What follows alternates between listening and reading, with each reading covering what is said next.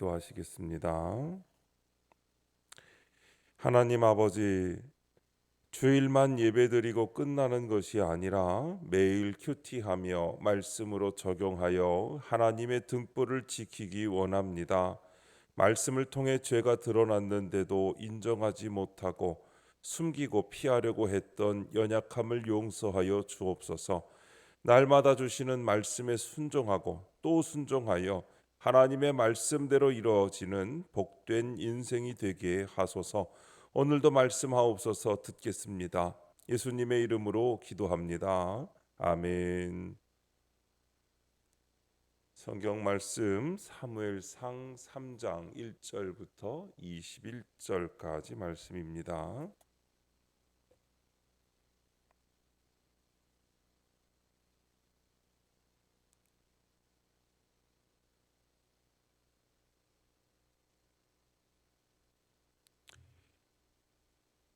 찾으신 말씀을 다 함께 한 목소리로 읽겠습니다. 아이 사무엘이 엘리 앞에서 여호와를 섬길 때에는 여호와의 말씀이 희귀하여 이상이 흔히 보이지 않았더라. 엘리의 눈이 점점 어두워 가서 잘 보지 못하는 그때에 그가 자기 처소에 누웠고 하나님의 등불은 아직 꺼지지 아니하였으며 사무엘은 하나님의 궤 있는 여호와의 전 안에 누웠더니 여호와께서 사무엘을 부르시는지라. 그가 대답하되 내가 여기 있나이다 하고 엘리에게로 달려가서 이르되 당신이 나를 부르셨기로 내가 여기 있나이다 하니 그가 이르되 나는 부르지 아니하였으니 다시 누우라 하는지라. 그가 가서 누웠더니 여호와께서 다시 사무엘을 부르시는지라. 사무엘이 일어나 엘리에게로 가서 이르되 당신이 나를 부르셨기로 내가 여기 있나이다 하니 그가 대답하되 내 아들아 내가 부르지 아니하였으니 다시 누우라 하니라. 사무엘이 아직 여호와를 알지 못하고 여호와의 말씀도 아직 그에게 나타나지 아니한 때라. 여호와께서 세 번째 사무엘을 부르시는지라. 그가 일어나 엘리에게로 가서 이르되 당신이 나를 부르셨기로 내가 여기 있나이다 하니 엘리가 여호와께서 이 아이를 부르신 줄을 깨닫고 엘리가 사무엘에게 이르되 가서 누웠다가 그가 너를 부르시거든 네가 말하기를 여호와여 말씀하옵소서 주의 종이 듣겠나이다 하라 하니 이에 사무엘이 가서 자기 처소에 누우니라. 여호와께서 임하여 서서 전과 같이 사무엘아 사무엘아 부르시는지라. 사무엘이 이르되 말씀하옵소서 주의 종이 듣겠나이다 하니 여호와께서 사무엘에게 이르시되 보라 내가 이스라엘 중에 한 일을 행하리니 그것을 듣는 자마다 두 귀가 울리리라. 내가 엘리의 집에 대하여 말한 것을 처음부터 끝까지 그날에 그에게 다 이루리라. 내가 그의 집을 영원토록 심판하겠다고 그에게 말한 것은 그가 아는 죄악 때문이니 이는 그가 자기의 아들들이 저주를 자청하되 금하지 아니하였음이니라. 그러므로 내가 엘리의 집에 대하여 맹세하기를 엘리 집의 죄악은 제물로나 예물로나 영원히 속죄함을 받지 못하리라 하였노라 하셨더라. 사무엘이 아침까지 누웠다가 여호와의 집의 문을 열었으나 그 이상을 엘리에게 알게 하기를 두려워하더니 엘리가 사무엘을 불러 이르되 내 아들 사무엘아 하니 그가 대답하되 내가 여기 있나이다 하니 그가 이르되 내게 무엇을 말씀하셨느냐 청하노니 내게 숨기지 말라. 내게 말씀하신 모든 것을 하나라도 숨기면 하나님이 내게 벌을 내리시고 또 내리시기를 원하노라 하는지라. 사무엘이 그것을 그에게 자세히 말하고 조금도 숨기지 아니하니 그가 이르되 이는 여호와이시니 선하신 대로 하실 것이니라 하니라. 사무엘이 자라매 여호와께서 그와 함께 계셔서 그의 말이 하나도 땅에 떨어지지 않게 하시니 단에서부터 부엘세바까지의 온 이스라엘이 사무엘은 여호와의 선지자로 세우심을 입은 줄을 알았더라. 여호와께서 실로에서 다시 나타나시되 여호와께서 실로에서 여호와의 말씀으로 사무엘에게 자기를 나타내시니라. 아멘. 주의 종이 듣겠나이다 라는 제목으로 말씀의 은혜를 함께 나누겠습니다. 본문 요약입니다. 여호와의 말씀이 희귀한 시절에 여호와께서 어린 사무엘을 세 차례나 부르십니다. 하나님의 엘리의 집에 임할 심판을 말씀하시고 사무엘은 그 말씀을 엘리에게 전합니다. 사무엘이 자라매 여호와께서 그와 함께 하시니 그가 여호와의 선지자임을 온 이스라엘이 알게 됩니다. 첫 번째, 여호와여 말씀하옵소서 1절부터 10절까지 말씀입니다. 사무엘이 엘리 아래에 있는 동안에는 여호와의 말씀이 희미하였습니다. 그럼에도 사무엘은 밤낮으로 여호와의 전에 머물며 하나님의 등불을 지킵니다.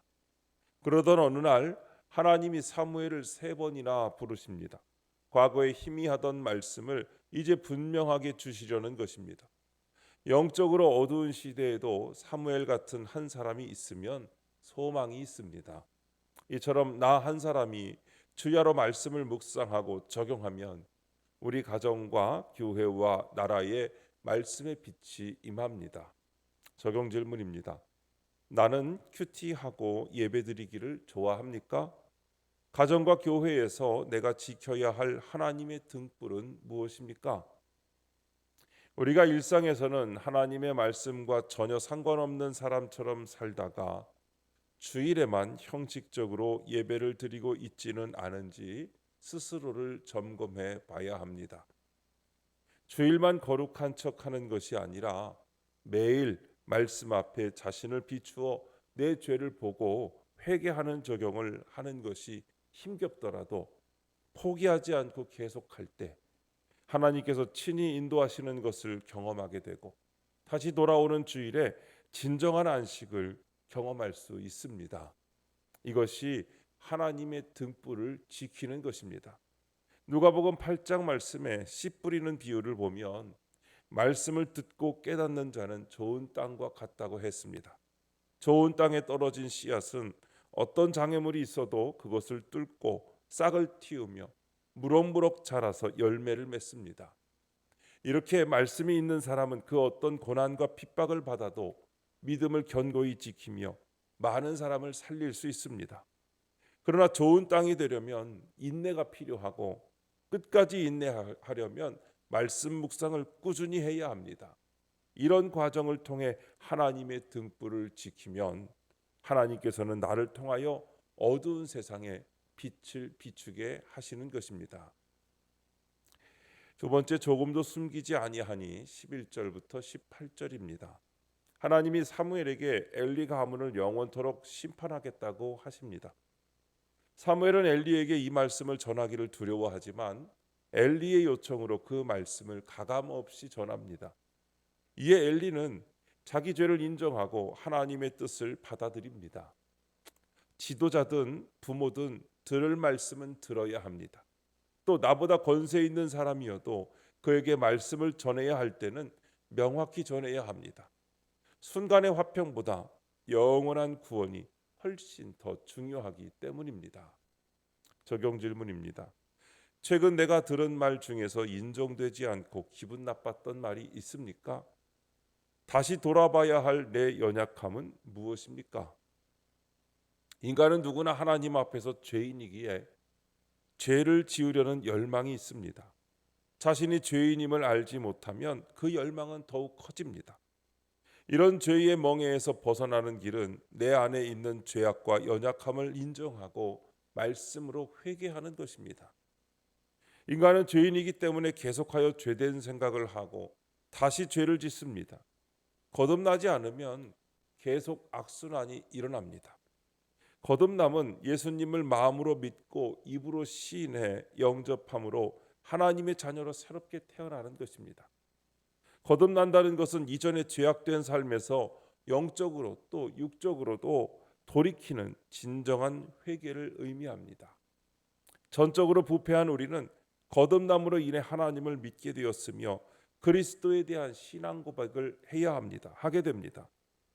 날마다 말씀으로 나의 죄를 보고 내 수치와 연약함을 깨닫고 회개할 때 영혼 구원을 위한 믿음의 역사, 사랑의 수고, 소망의 인내를 이루게 되는 것입니다. 세 번째, 여호와의 선지자 19절부터 21절입니다. 하나님이 사무엘과 함께 계시니 그의 말이 하나도 땅에 떨어지지 않습니다. 사무엘의 말이 진실하여 그대로 이루어졌다는 뜻입니다.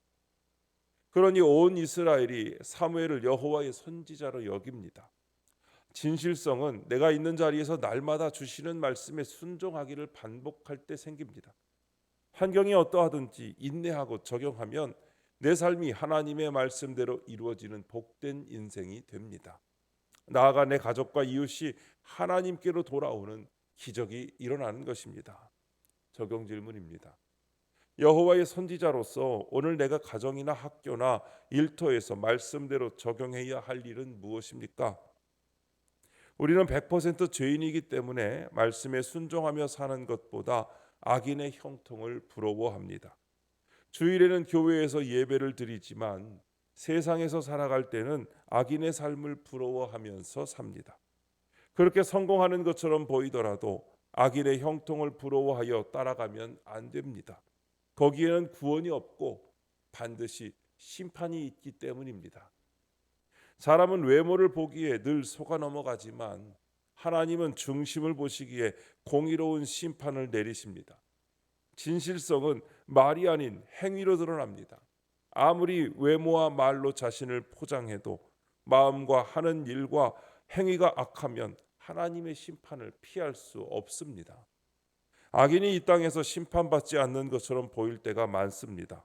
하지만 그럴수록 성도는 악에 가담하지 말고 말씀에 순종하는 것을 반복하며 인내하고 적용해야 합니다. 그렇게 하나님의 선지자로서의 삶을 살아가고 하나님의 말씀에 순종함으로 그 말씀이 우리의 삶에 이루어지는 복된 삶이 되시기를 주님의 이름으로 축원합니다. 기도하겠습니다. 하나님 아버지, 말씀을 들으면서도 적용하지 않아 여호와의 말씀이 희귀한 삶을 살았습니다.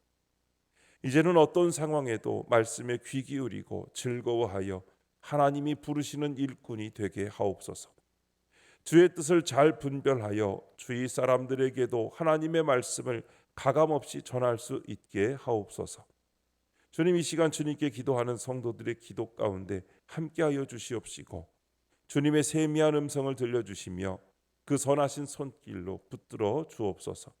우리 주 예수님의 이름으로 기도드립니다. 아멘. 이 시간 이후에는 여러분들의 기도를 주님께 드리며 하루를 시작하시기 바랍니다. 주여 한번 부르시고 기도하십니다. 주여 아버지 있습니다. 주여 아버지.